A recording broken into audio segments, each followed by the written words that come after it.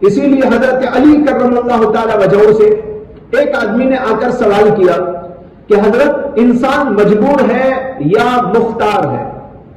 حضرت علی نے فرمایا کہ اپنا ایک پیر اٹھا کے کھڑے ہو جاؤ. اب وہ ایک پیر پہ کھڑا ہو گیا، ایک پیر اٹھا لیا اوپر.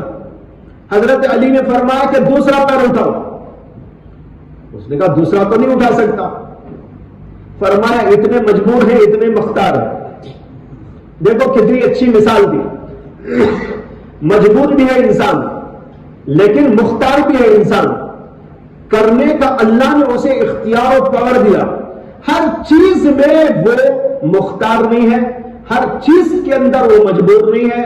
کچھ چیزوں میں اللہ نے اس کو اختیار دیا ہے.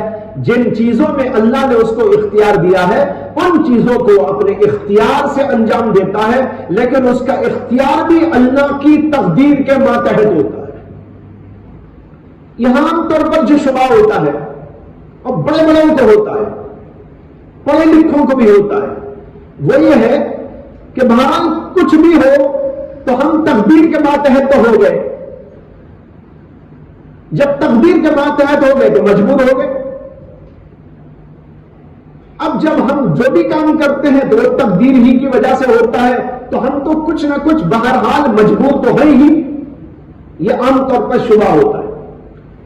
لیکن یہ شبہ اس لیے ہوتا ہے کہ ہم نے تقدیر کو اور مجبوری کو ہم معنی سمجھ لیا ہے. تقدیر کے معنی ہی ہم نے مجبوری سمجھ لیے، اس لیے یہ اشکال پیدا ہوا.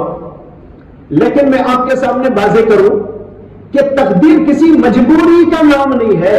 یہ یوں سمجھ لیجئے کہ تقدیر کے لیے مجبوری لازم نہیں ہے. سوال یہ ہے کہ اللہ اپنے بارے میں جو کچھ جانتے ہیں، ہمارے بارے میں تو اللہ جانتے ہی ہے نا.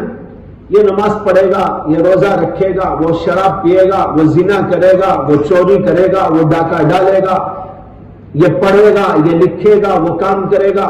اللہ ہمارے بارے میں تو جانتے ہی ہیں، یہ تو سب کو معلوم. سوال یہ ہے اللہ اپنے بارے میں جانتے ہیں کہ نہیں جانتے؟ اللہ خود کیا کیا کرنے والے ہیں اللہ کو معلوم ہے کہ نہیں ہے یا نہیں معلوم؟ اگر ہمارے بارے میں اللہ جانتے تو اپنے بارے میں نہیں جانے، ایسا کیسا ہو سکتا ہے؟ تو اللہ تو اپنے بارے میں بھی جانتے ہیں. میں فلاں تاریخ کو فلاں آدمی کو پیدا کروں گا، میں فلاں تاریخ کو فلاں آدمی کو موت کے گھاٹ اتاروں گا، میں فلاں جگہ پر ایسا کروں گا، فلاں جگہ پر ایسا کروں گا. اللہ کو یہ علم ہے نا.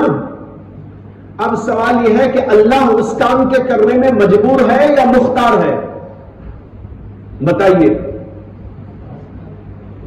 اگر آپ کہتے ہیں کہ اللہ چونکہ جانتا ہے کہ میں ایسا کروں گا، اس کے خلاف نہیں کر سکتا، وہی کرے گا، تو اللہ بھی مجبور ہو گیا. تو آپ کہیں گے اللہ کی تقدیر سے خود اللہ بھی مجبور، اور یہ بات باطل ہے. اب یہاں یہی کہیں گے کہ نہیں، اللہ اپنے بارے میں جاننے کے باوجود بھی کہ میں ایسا اور ایسا کروں گا، اللہ مختار ہے، چاہے تو کر سکتے ہیں چاہے تو نہیں کر سکتے. اسی طریقے پر جب اللہ ہمارے بارے میں جانتے ہیں تو اس کا مطلب یہ نہیں کہ ہم مجبور ہیں. جیسے اللہ اپنے بارے میں جانتے ہیں اس کے باوجود اللہ کو آپ مجبور نہیں مان سکتے، اسی طرح اللہ ہمارے بارے میں جانتے ہیں تو بھی ہم اپنے آپ کو مجبور کیوں سمجھے؟ اللہ اپنے بارے میں جاننے کے باوجود مختار ہے اپنے کاموں میں، اسی طرح اللہ ہمارے بارے میں جانتے ہیں تو بھی ہم مجبور نہیں ہیں، اپنے کاموں میں ہم مختار ہیں. سمجھ میں آئی نا بات؟ یہ مثال یاد رہے گی تو سمجھنے میں آسانی ہو جائے گی کہ اللہ جب اپنے بارے میں جانتے ہیں وہاں مجبور نہیں، اللہ مختار. اسی طرح ہمارے بارے میں اگر اللہ جانتے ہیں فلاں آدمی فلاں کام کرے گا کا مطلب ہے اپنے اختیار سے کرے گا، تھوڑا ہی تقدیر اسے مجبور کر رہی ہے. مجبور کچھ نہیں کر رہی ہے، اللہ نے اسے اختیار دیا ہے. تقدیر کا حاصل اصل میں یہ ہے جو کچھ ہونے جا رہا ہے اللہ اس کو جانتے. اللہ جاہل کیسے ہو سکتے بھائی؟ جو ہونے جا رہا ہے اللہ اسے نہ جانے کیسے ہو سکتا ہے؟ اس کی کائنات میں کون کیا کر رہا ہے، کیا کرے گا، کیسا ہو رہا ہے، کیسا نہیں ہو رہا ہے، وہ سب اللہ پہلے ہی سے جانتے ہیں۔ اللہ کے جاننے سے کوئی چیز مجبور نہیں ہو جاتی، اللہ جانتے ہیں ایسا ہوگا، ایسا ہوگا، ایسا ہوگا، ایسا ہوگا، فلاں یہ کرے گا، فلاں یہ کرے گا۔ اس کے جاننے سے کوئی جبر انسان کے اوپر طاری نہیں ہوتا۔ بہرحال اہل سنت کا مسلک یہ ہے جو ان دونوں مسلکوں کے درمیان میں ہے کہ ایک درجے میں مجبوری ہے، ایک درجے کے اندر اختیار اس کو انسان کو حاصل ہے۔ اسی اختیار کی وجہ سے انسان کو اللہ تبارک و تعالی سزا بھی دیتے ہیں، جزا بھی دیتے ہیں کہ تو نے اپنے اختیار سے یہ اچھائی کی، لے جزا، اور تو نے اپنے اختیار سے یہ برائی کی، اس لیے تیرے اوپر ہے یہ سزا۔ یہ سزا و جزا کے فیصلے انسان کے اپنے اختیار کی وجہ سے ہوتے ہیں۔ علماء نے یہاں پر ایک بات کہی، وہ یہ کہ ایک ہے انسان کا کسب، انسان کا کسب، اور ایک ہے انسان کا، اور ایک ہے خلق۔ عمل کا خلق اللہ کرتے ہیں، کسب انسان کرتا ہے۔ جب انسان کوئی کام کرنا چاہتا ہے نا تو اس کی تخلیق اللہ اپنی قدرت سے کرتے ہیں۔ ہم نماز پڑھنا چاہتے ہیں تو نماز کی تخلیق اللہ کرتے ہیں، ہمیں وہ پاور دیتے ہیں کہ ہم ایسا کریں، اللہ کی تخلیق ہے وہ۔ اور انسان کا عمل جو ہے وہ اس کا کسب ہے، یعنی اس کی محنت ہے، وہ انسان اپنے اختیار سے اس کو انجام دیتا ہے۔ تو خلق اللہ کی طرف سے ہوتا ہے اعمال کا، واللہ خلقکم وما تعملون، قرآن کہتا ہے واللہ خلقکم وما تعملون، جو کچھ کہ تم عمل کرتے ہو اس کو بھی اور تم کو بھی اللہ نے پیدا کیا ہے۔ اب دیکھیے اس کے اندر صاف ہے واللہ خلقکم، اللہ نے تم کو پیدا کیا، وما تعملون، جو تم عمل کرتے ہو وہ بھی اللہ نے خلق کیا ہے، اللہ ہی اس کو پیدا کرتا ہے۔ لیکن اللہ پیدا کرتا ہے لیکن کسب انسان کا ہوتا ہے اپنے اختیار سے، اس لیے اس کے اوپر اسے پوچھ ہوتی ہے۔ میں نے حضرت اب شاہ غرام صاحب نور اللہ مرقدہ سے اس کی ایک عجیب مثال سنی۔ حضرت تو واقعی مثالوں کے بادشاہ تھے، بڑی بڑی باتوں کو چھوٹی چھوٹی مثالوں سے سمجھا دیتے۔ حضرت نے ایک عجیب مثال دی خلق کی اور کسب کی، آپ بھی سنیں تو آپ کو بھی بہت خوشی ہوگی۔ وہ یہ ہے کہ حضرت نے فرمایا کہ دیکھو بھائی یہ لائٹ جل رہی ہے، ایک لائٹ جل رہی ہے، آپ اسے بند کیسا کرتے ہیں؟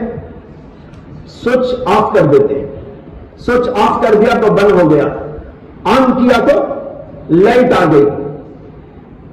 لیکن یہ اسی وقت میں جلے گی جب پیچھے سے کنیکشن موجود ہو۔ کنیکشن تو کچھ بھی نہ ہو، یہاں پر آپ دباتے رہے، کبھی لائٹ آئے گی؟ پنکھا چلے گا؟ نہیں چلے گا۔